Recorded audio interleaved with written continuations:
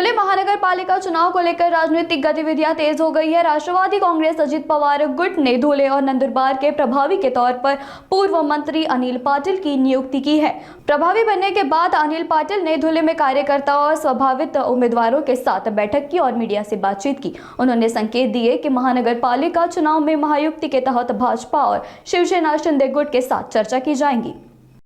आतापर्यंत नगरपालिका, नगरपंचायती, नगर परिषदेच्या निवडणुका आपल्या आटोपलेल्या आहेत। उद्या त्याच्या निकालाची तयारी सुद्धा सुरू झालेली आहे। महाराष्ट्रामध्ये राष्ट्रवादी काँग्रेस पक्षाने ज्या ज्या ठिकाणी निवडणुकीला कॉन्टेस्ट केलेलं आहे त्या सगळ्या ठिकाणी चांगलं यश मिळू शकतं अशी आमच्याकडे आतापर्यंत असलेल्या रिपोर्टनुसार अपेक्षा आहे। राहिला येणाऱ्या काळामध्ये आता महापालिकेच्या ज्या निवडणुका होऊ घातलेल्या आहेत त्याच्यामध्ये जळगाव धुळ्याची जबाबदारी राष्ट्रवादी काँग्रेस पक्षाचे प्रदेश अध्यक्षांनी ती माझ्यासारख्याला एक समन्वयक म्हणून त्या ठिकाणी पार पाडण्यासाठी आदेश केलेला आहे आणि त्या दृष्टिकोनातून आज धुळे शहरामध्ये महापालिकेच्या निवडणुकीसाठी आढावा घेणार आणि आढावा घेतल्यानंतर प्रदेश अध्यक्षांनी दिलेल्या सूचनेप्रमाणे महायुतीच्या समन्वयकांशी चर्चा करून महायुती करण्याकरता प्रयत्न करणं हा प्रमुख हेतू आजच्या बैठकीचा होता।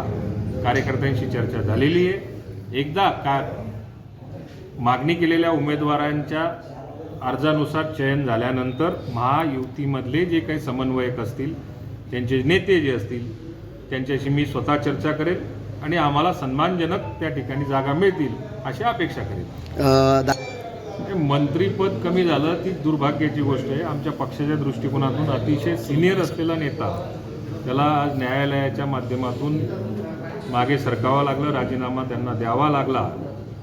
आता राजीनामा दिल्यानंतर ही काही आमच्या दृष्टिकोनातून भूषणावं अशी गोष्ट नाही आहे। आमच्या दृष्टिकोनातून आमचा नेता हा कुठेतरी मागे सरकला गेला ही आमच्यासाठी दुर्भाग्याची गोष्ट आहे।